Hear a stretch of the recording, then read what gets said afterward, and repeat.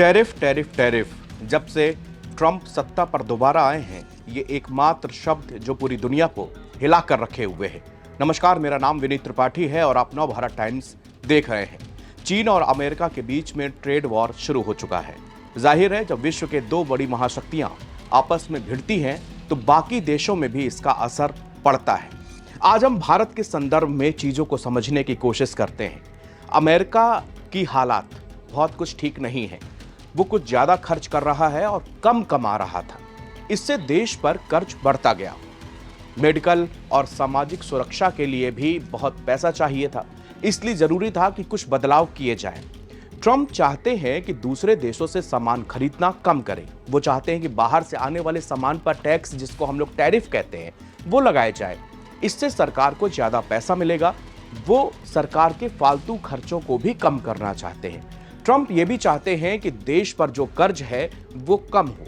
इसके लिए वो सोने के भंडार का भी इस्तेमाल करना चाहते हैं। पहले भी ऐसा हो चुका है। 1990 के दशक में क्लिंटन ने सरकारी कर्मचारियों की संख्या कम कर दी थी। इससे सरकार का खर्च कम हो गया और पैसे बचने लगे। क्लिंटन के बाद ऐसा पहली बार हुआ था कि अमेरिका ने पहले भी कुछ और देशों पर टैक्स लगाया है, लेकिन 1828 और 1930 में बहुत ज्यादा टैक्स लगाने से देश में मंदी आ गई थी।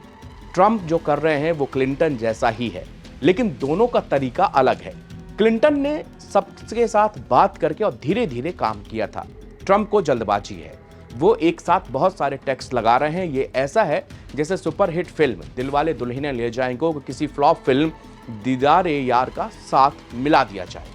बाजार को डर है कि टैक्स की वजह से अमेरिका में महंगाई बढ़ जाएगी और दुनिया की तरक्की रुक जाएगी।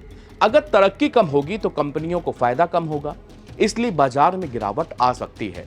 टैक्स लगने से अमेरिका के जो सामान है वो महंगा हो जाएगा। सामान मिलने में भी दिक्कत होगी। जैसे अभी अंडे महंगे हो गए हैं। 1 दर्जन अंडे $12 के मिल रहे हैं। अमेरिका में लोग ज्यादातर खर्च करके ही चीजें खरीदते हैं। लोगों ने जो पैसा लगाया है उसका आधा हिस्सा शेयर बाजार में है। अगर शेयर बाजार में गिरावट आती है तो लोग कम खर्च करेंगे। अगर शेयर बाजार में ज्यादा समय तक गिरावट रही तो इसका डायरेक्ट असर आम लोगों पर भी पड़ेगा। हम उम्मीद करते हैं कि ट्रंप ने लोगों को डराने के लिए ऐसा किया है। वो जल्द ही दूसरे देशों से समझौता करेंगे ताकि अमेरिका और दुनिया को नुकसान ना हो। भारत वो भी एक दुनिया का हिस्सा है। हम दूसरे देशों से सामान खरीदते हैं और बेचते हैं। अगर अमेरिका की तरक्की रुक जाती है तो इसका सीधा असर भारत पर भी पड़ेगा, लेकिन भारत पर उतना असर नहीं है जितना दूसरे देशों पर होगा, क्योंकि भारत सरकार लोगों को ज्यादा पैसे दे रही है ताकि वो खर्च कर सके। अगर जरूरत पड़ी तो सरकार और भी ज्यादा खर्च कर सकती है। भारत ने चीन को अपने देश में सामान बनाने और फिर उसे अमेरिका भेजने से रोक दिया है। इससे अमेरिका ने भारत पर ज्यादा टैक्स नहीं लगाया। हमें दूसरे देशों से ज्यादा सामान अमेरिका को बेचना चाहिए, जैसे कपड़े, जूते, खिलौने और इलेक्ट्रॉनिक सामान। भले ही टैक्स की वजह से अमेरिका में लोग कम सामान खरीदें, लेकिन हमें कोशिश करनी होगी कि हम ज्यादा से ज्यादा सामान यूएस को बेच पाएं। अगर भारत में कारोबार करना आसान हो जाएगा तो लोग ज्यादा सामान बना पाएंगे और उसे बेच पाएंगे। हमें चीन से भी सावधान रहना होगा। वो अपना सामान भारत में सस्ता बेच सकते हैं क्योंकि वो उसे अमेरिका में नहीं बेच पा रहे। हमें अमेरिका से ज्यादा तेल और हथियार खरीदने पड़ेंगे और खरीदने चाहिए ताकि दोनों देशों के बीच व्यापार बराबर हो जाए। भारत के बड़े शेयर ठीक दाम में मिल रहे हैं। बाजार कब ऊपर जाएगा और कब नीचे ये बताना मुश्किल है। बाजार में जो कुछ भी होगा उसमें ही ये तय होगा कि शेयर ऊपर जाएंगे या नीचे। थोड़े समय के लिए बाजार में पैसे का आना जाना ही सब कुछ ठीक ठाक तय करेगा, लेकिन लंबे समय में ये देखा जाएगा कि कंपनियां की हालात कैसे हैं। टैक्स लगने से भले ही थोड़ा नुकसान हो, लेकिन भारत की हालत ठीक है। सरकार दूसरे देशों से बात करके मामले को सुलझाने की कोशिश कर रही है। अगर हम ठीक से इसी ट्रैक पर काम करते रहे तो हमें टैक्स से फायदा हो सकता है। निवेश करने वालों को ध्यान रखना पड़ेगा कि उन्हें अपना पैसा कहां इन्वेस्ट करना है, कहां लगाना है। बड़े शेयर तो ठीक दाम पर मिल रहे हैं, लेकिन छोटे और मझोले शेयर अभी भी महंगे हैं। इसलिए शेयर बाजार में थोड़ा पैसा लगाना ठीक रहेगा, लेकिन ज्यादातर पैसा बड़े शहरों में ही लगाने पड़ेंगे। लोगों को टैक्स में छूट मिलेगी, ब्याज दरें कम होंगी और वेतन आयोग की सिफारिशें लागू होंगी। इससे लोग ज़्यादा खर्च कर पाएंगे, लोग ज़्यादातर महंगी चीज़ें खरीदेंगे जैसे इलेक्ट्रॉनिक सामान, घूमने जाना, अच्छे रेस्टोरेंट में खाना खाना, सीमेंट, बिल्डिंग सामान, बैंक और फाइनेंस कंपनियां भी इसमें अच्छा प्रदर्शन करेंगे। अपने पास कुछ पैसे बचा कर रखने होंगे ताकि जब बाजार में गिरावट आए तो आप शेयर खरीद सकें। लेकिन अभी फिलहाल जल्दबाजी की स्थिति नहीं है। ट्रंप आपको शेयर खरीदने के अभी तमाम मौके देने वाले हैं। अब बात रही कि चाइना, भारत के साथ में चीन की क्या तल्खियां हैं, ये किसी से छिपी नहीं है। 2020 के बाद में भारत और चीन के बीच जो विवाद है उसका अभी कोई समाधान नहीं निकला है। लेकिन जब से डोनाल्ड ट्रंप सत्ता में वापस लौटे हैं उसके बाद से चीन लगातार ये प्रयास कर रहा है कि वो किसी न किसी तरह भारत का साथ पाले। भारत का साथ पाने के बाद ही वो, उसका कहना है कि वो अमेरिका से लड़ सकता है। चीन में भारतीय जो दूतावास है वहां पर चीन के प्रवक्ता हैं, वो कह रहे हैं, इस बात को बार बार दोहरा रहे हैं कि हमें दो विकासशील देश अगर एक साथ आ जाएं तो हम अमेरिका से लड़ सकते हैं, अमेरिका को हम पछाड़ सकते हैं।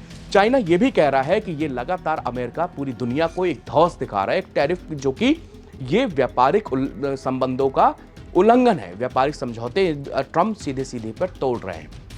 अब ट्रंप की मजबूरी क्या है? ट्रंप ये लगातार चाहते हैं कि उनका देश उन्नति करे, जैसा कि सब चाहते हैं। ट्रंप का देश कर्जे में है। ट्रंप को ये समझ में आने लगा कि हमारे ऊपर बाकी दुनिया के तमाम देश हैं, वो इतना टैरिफ लगा रहे हैं, तो हम क्यों नहीं लगा रहे। आप उनके लगातार व्हाइट हाउस के स्टेटमेंट को अगर सिलसिलेवार तरीके से देखेंगे तो आप ये जानेंगे कि दुनिया के 6 या 8 देशों का बार बार वो नाम रिपीट करते हैं, जिसमें एक भारत भी है। वो बता रहे हैं कि किस तरह से हमारे ऊपर दूसरे देश टैरिफ लगा रहे हैं, अमेरिका से कमा रहे हैं, लेकिन अमेरिका लगातार घाटे में है। दूसरी बात, वो ये चाहते हैं कि जो भी सामान हम बाहर से खरीदते हैं, क्यों ना ही हम अमेरिका में ही उसका प्रोडक्ट बनाएं, अमेरिका में ही मेड इन अमेरिका करें, ताकि हमारे ऊपर जो कर्ज है या जो बाहर के जो दुनिया वाले ज़्यादातर देश हैं, वो अपने जो टैरिफ है या तो उसकी दरें में कम करेंगे या फिर व्यापारिक समझौता दोनों के बीच में होगा, जिससे एक मिडिल लेवल पर होगा।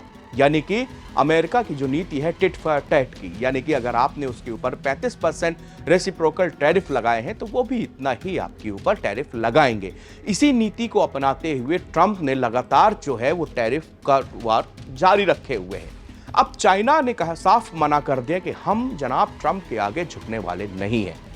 चीन अपने, उसकी इकोनॉमी, उसका बिजनेस आज भी वर्ल्ड में एक मजबूत आधार बनाए हुए है। चाइना के पास में जितने भी रिसोर्सेस हैं, मिनरल रिसोर्सेस, सबसे ज़्यादा चाइना में है। अमेरिका क्या चाह रहा है कि किसी भी तरह, इसीलिए यूक्रेन की बात आप याद रखिए, जब रूस और यूक्रेन के बीच में समझौता कराने के लिए ट्रंप मध्यस्थता कर रहे थे, उस समय उन्होंने यूक्रेन से, जेलेंस्की से एक मांग की थी कि आप अपने मिनरल रिसोर्सेस हमको दीजिए, क्योंकि हमने आपकी इतनी मदद करी है इस वॉर में, जिसको से जेलेंस्की से झड़प हुई थी, पूरी दुनिया ने देखी थी, और उसके बाद में ये वो बात वहीं बीच के बीच रह गई। अब अमेरिका केवल ये चाहता है कि अगर वो यूक्रेन के मिनरल्स पर कब्जा कर ले तो वो चीन से ये ट्रेड वॉर जीतने में कामयाब हो जाएगा, लेकिन फिलहाल अभी ये हो नहीं पाया। और चाइना ने 104% का टैरिफ लगने के बाद भी चाइना का जो स्टेटमेंट आया वो यही है कि ट्रंप को हम जो है अमेरिका को देख लेंगे, अमेरिका के आगे हम नहीं झुकेंगे। इसलिए अब विश्व की दो बड़ी महाशक्तियों के बीच में जो ट्रेड वॉर है, इससे छोटे देशों को जरूर इफेक्ट पड़ेगा। और कई आप देख ही रहे हैं, बाजार जब आज भी डाउन हुआ है, कल एक दिन पहले हल्का सा बाजार में अच्छाई देखी गई थी, अप हुआ था मार्केट, लेकिन उसके एक दिन पहले रिकॉर्ड मार्केट गिरा था। तो ये बाजार में उथल पुथल अभी मची रहेगी, और अगर ये वॉर आगे और बढ़ती है तो विश्व के सामने एक मंदी का खतरा भी मंडरा सकता है।